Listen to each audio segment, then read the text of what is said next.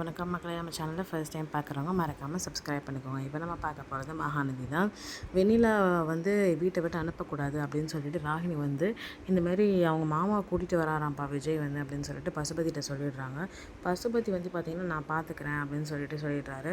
விஜய் வந்து அவங்க மாமாவை கூட்டிகிட்டு வந்துடுறாரு. வந்ததுக்கப்புறமா பசுபதி போயிட்டு வந்து பார்த்திங்கன்னா இந்த மாதிரி நீங்கள் வந்து உங்கள் பொண்ணை வந்து விஜய்க்கு எப்படியாவது கட்டி வச்சுருங்க, ஏன்னா அவனுக்கு நடந்தது கல்யாணமே கிடையாது அப்படின்லாம் சொல்லிட்டு பேசுவோம். அவரும் வந்து ஒரு இடத்துல சரி ஓகே நீங்கள் சொல்கிறத நான் செய்கிறேன் அப்படின்னு சொல்லிட்டு வெண்ணிலாவோட மாமாவும் வந்து ஒத்துப்பார். வெண்ணிலாக்கிட்டேயும் அவர் பேசிடுவார். வெண்ணிலா வந்து பார்த்திங்கன்னா நீங்கள் என்ன சொன்னாலும் நான் கேட்குறேன், ஆனால் எனக்கு விஜய் வேணும் அப்படின்னு சொல்லிட்டு அவங்களும் வந்து சொல்லுவாங்க. சரி ஓகே, அப்போ நீங்கள் ஒன்று பண்ணுங்கள், ஒரு ப்ரெஸ் மீட் அரேஞ்ச் பண்ணுங்கள். ஏன்னா வந்து இது நீங்கள்லாம் போயிட்டு பேசுனீங்க அப்படின்னா அவங்க வீட்டில் யாரும் கண்டுக்க மாட்டாங்க, ஏன்னா அவருக்கு தான் கல்யாணம் ஆயிடுச்சுல்ல. அதனால் நீங்கள் ப்ரெஸ் மீட் அரேஞ்ச் பண்ணுங்கள். இந்தமாரி உங்கள் பொண்ணு கல்யாணம் ஆயிடுச்சுன்னு சொல்கிறாங்கல்ல, அதை வந்து அவங்கள கூப்பிட்டு வச்சு சொல்லுங்கள். அப்புறமா ஆட்டோமேட்டிக்காக அவர் வெண்ணிலா கிட்ட வந்துடுவார் அப்படின்னு சொல்லிட்டு பசுபதி சொல்லி கொடுக்குறாங்க.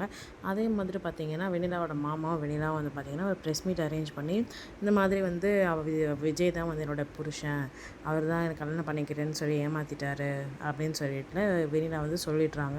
இது எல்லாத்தையுமே வந்து பார்த்திங்கன்னா விஜய்கிட்ட வந்து திரும்ப அந்த ப்ரெஸ் மீட்டில் இருந்த எல்லா மக்களும் வந்து விஜய்கிட்ட கேட்கறதுக்காக வீட்டுக்கு வராங்க.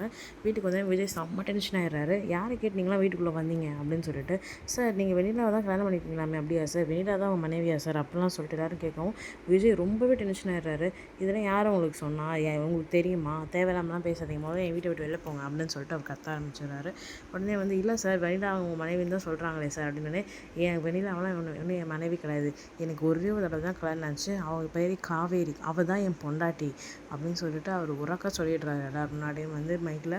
இது எல்லாத்தையுமே வந்து பார்த்தீங்க அப்படின்னா வந்து டிவியில் வந்து காவேரி வீட்டில் எல்லோரும் பார்த்துட்ருக்காங்க. இந்தமாதிரி விஜய் வீட்டில் ப்ராப்ளம் நடக்கிறதையும் விஜய் வந்து காவேரி தான் என் பொண்டாட்டி அப்படின்னு சொல்கிறதையும் நம்ம சேனல் சப்ஸ்கிரைப் பண்ணவங்களுக்கு ரொம்ப நன்றி. சப்ஸ்கிரைப் பண்ணாதவங்க மறக்காமல் சப்ஸ்கிரைப் பண்ணிடுங்க.